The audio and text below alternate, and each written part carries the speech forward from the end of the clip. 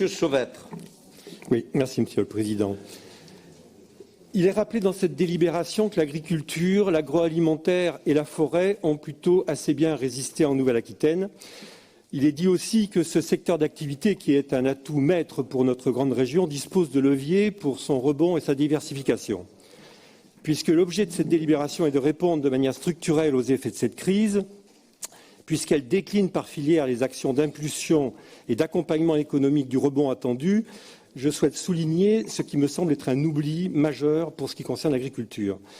L'agriculture a en effet moins souffert de cette crise que d'autres secteurs d'activité, c'est vrai. D'abord parce que cette activité ne s'est pas interrompue. Les agriculteurs sont toujours restés à pied d'œuvre, les travaux au champ n'attendent pas, la chaîne de l'alimentation non plus. En revanche, les circuits de distribution ont été très perturbés, que ce soit à l'exportation ou sur le marché national. Certaines productions, comme le vin, ça a été rappelé, ont été durement impactées. Mais à ce jour, l'agriculture dans notre région a quand même bien plus souffert des aléas climatiques que de la crise sanitaire. Une pluviométrie abondante tout l'hiver suivie d'une sécheresse sévère et de températures caniculaires cet été se traduisent par des récoltes de misère en cultures sèches pour les céréales et de prairies grillées pour les éleveurs. Dans ce contexte et au regard de ce qui nous est promis pour les années qui viennent, on s'attendrait logiquement à ce que l'optimisation de la gestion de l'eau soit une priorité de notre région, que la longue histoire de la maîtrise des aléas climatiques par l'agriculture depuis ses origines soit confortée et accompagnée hardiment par notre collectivité. Le ministre de l'Agriculture, Julien Denormandie, comme son prédécesseur, affiche maintenant sa détermination aux côtés des agriculteurs pour profiter de la chance qu'a notre pays d'être bien arrosé, pour mettre de l'eau de côté quand elle est en excès, afin d'en disposer quand elle manque dramatiquement. La stratégie qui nous est proposée dans cette délibération évoque bien la souveraineté alimentaire, la résilience des territoires en cas de crise climatique, l'adaptation au changement climatique et la compétitivité des exploitations, mais nulle part on ne parle de stocker plus d'eau pour pouvoir mieux irriguer. Même chose pour les 21 actions déclinées, pas une n'évoque clairement l'irrigation.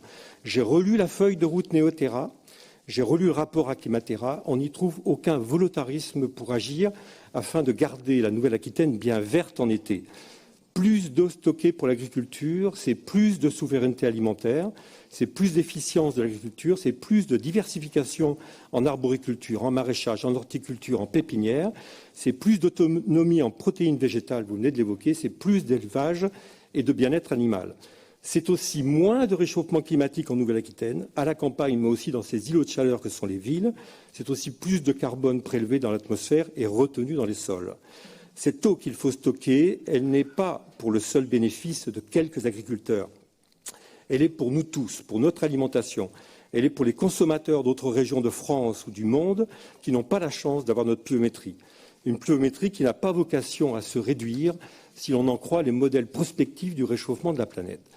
L'agriculteur ne garde pas l'eau pour lui, il la transforme en nourriture pour le plus grand nombre. Il garantit et confirme qu'elle est un bien commun, comme le stipule la loi et souvent mon collègue Benoît Biteau.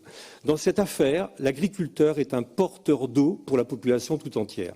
Étonnamment, le parti pris de notre région à ce jour est plutôt d'essayer d'apprendre aux agriculteurs à se passer d'eau. Toutes les techniques d'augmentation de la capacité au champ de la réserve en eau sont évidemment à promouvoir. La modification des emblavements comme l'adaptation des variétés pour plus de tolérance au stress hydrique doit se poursuivre. Mais tout cela ne nous exonère en rien de notre ardente obligation de nous adapter aux contraintes du climat, de notre devoir de stocker plus de carbone dans les sols et de notre devoir de faire baisser la température en Nouvelle-Aquitaine. Tout cela en stimulant la végétation par l'irrigation. Stocker l'eau quand elle déborde pour en avoir quand elle manque est un projet prioritaire. Notre politique doit être offensive dans ce domaine. Optimiser les productions agricoles est une mission à laquelle doit contribuer notre collectivité, Monsieur le Président. Nous devons nous mouiller pour que la Nouvelle-Aquitaine ne sèche pas, pour qu'elle ne devienne pas un désert. Voilà un projet qui devrait tous nous réunir et que j'aurais aimé trouver dans cette délibération pour le rebond de la Nouvelle-Aquitaine.